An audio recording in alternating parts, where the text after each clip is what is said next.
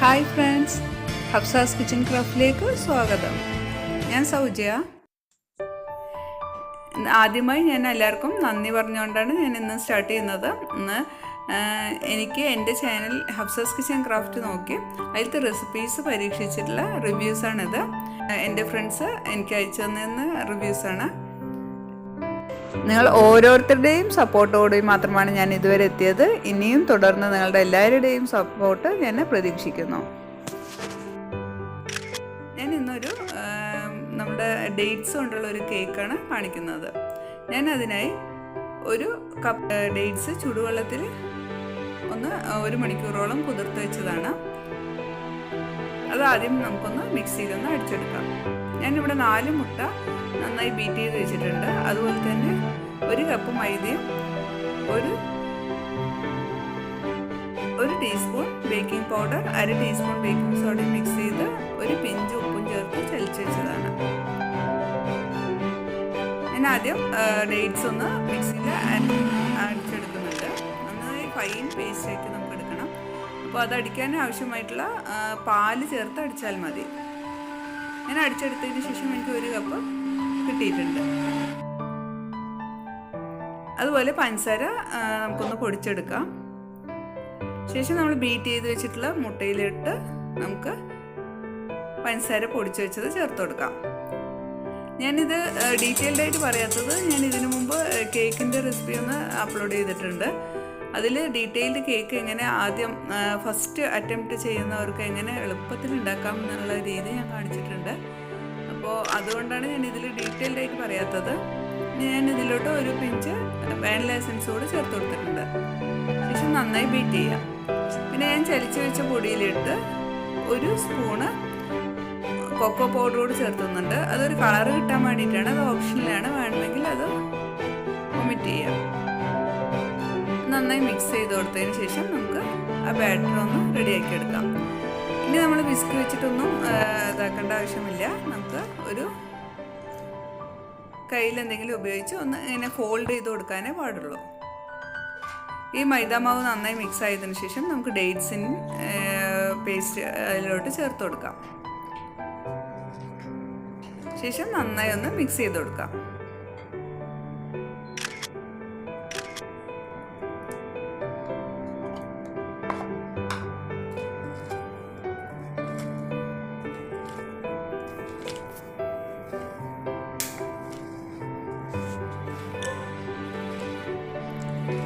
നന്നായി batter ready ആയിട്ടുണ്ട്. ഇനി നമുക്കിതൊരു പാനിലോട്ട് ഒഴിച്ചു കൊടുക്കാം. ഞാൻ മുമ്പ് കേക്കിന് കാണിച്ചതുകൊണ്ട് അത് കാണിക്കുന്നില്ല.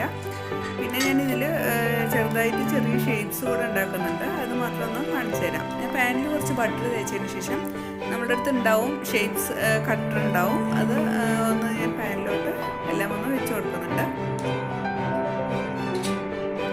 അതിലോട്ട് നമുക്ക് ഈ ബാറ്റർ ഒഴിച്ചു കൊടുക്കാം. അതിലൊഴിക്കുമ്പോൾ ഒരു കാര്യം ശ്രദ്ധിക്കണം, നമ്മൾ ഹാഫ് മാത്രമാണ് ഇതിലൊഴിക്കാൻ പാടുള്ളൂ. അല്ലെങ്കിൽ അത് പൊങ്ങി പുറത്തേക്ക് വന്ന് നമുക്ക് എടുക്കാൻ ബുദ്ധിമുട്ടായി തോന്നും.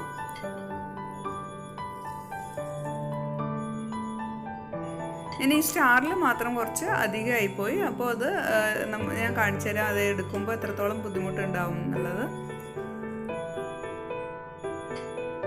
എല്ലാറ്റിലും ഇതുപോലെ ഹാഫ് ഒഴിച്ച് നമുക്ക് നിറച്ച് കൊടുക്കാം. ഞാൻ വേറൊരു പാനിൽ തന്നെയാണ് മറ്റേ കേക്കും ഉണ്ടാക്കിയിരിക്കുന്നത്. ഇങ്ങനെ ഉണ്ടാക്കാൻ നമുക്ക് എളുപ്പമാണ്. ഒരു 10 മിനിറ്റിൽ തന്നെ നമുക്ക് കാണാം ഇതൊക്കെ റെഡിയായി വരുന്നത്.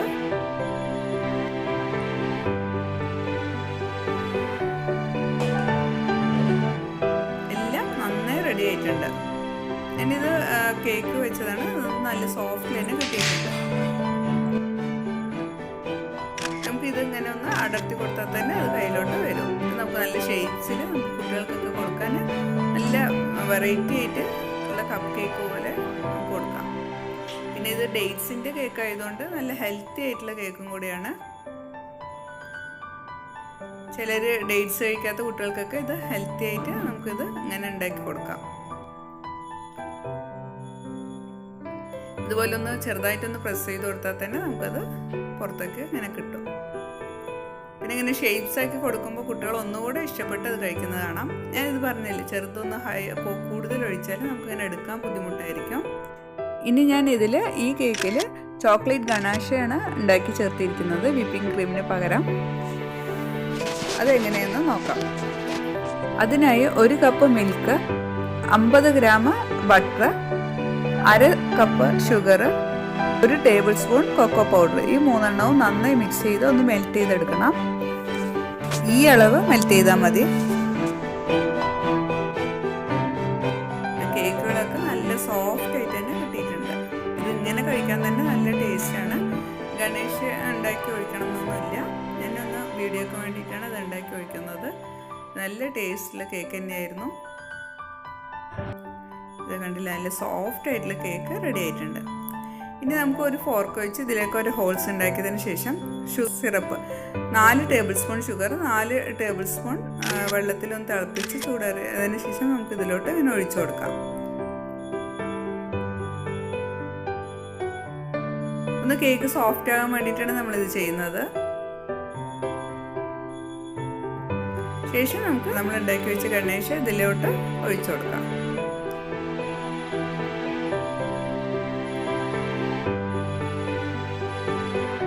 ഇപ്പോൾ നമുക്ക് വിപ്പിംഗ് ക്രീമൊക്കെ പുറത്ത് പോയി വാങ്ങിക്കണം എന്നില്ല, നമുക്ക് വീട്ടിൽ തന്നെ ബട്ടറും ഷുഗറും ചോക്ലേറ്റും കൊണ്ട് നമുക്ക് ഇതുപോലെ ഉണ്ടാക്കിയെടുക്കാം, ക്രീമി പോലെ.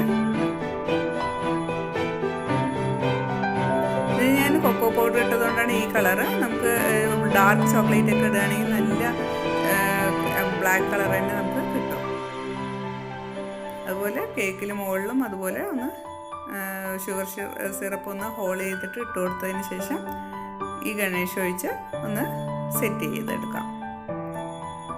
ഇത് കണ്ടില്ല, നല്ല ടേസ്റ്റിയുള്ള ഡേറ്റ്സ് കേക്ക് നമുക്ക് റെഡി ആയിട്ടുണ്ട്. വളരെ ടേസ്റ്റിയുള്ള ഒരു കേക്കാണ്. ഇത് നിങ്ങളെല്ലാവരും ട്രൈ ചെയ്ത് നിങ്ങളുടെ വിലപ്പെട്ട അഭിപ്രായങ്ങളും നിർദ്ദേശങ്ങളും കമൻറ്റ് ബോക്സിലൂടെ അറിയിക്കുമല്ലോ.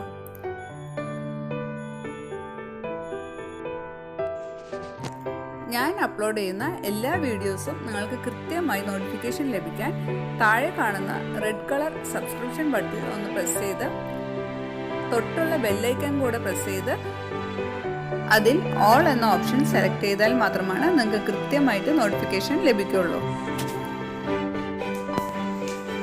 നെക്സ്റ്റ് വീഡിയോയിൽ വേറൊരു വെറൈറ്റി ഡിഷിൻ്റെ റെസിപ്പിയുമായി കാണും വരെ thanks for watching. Have A nice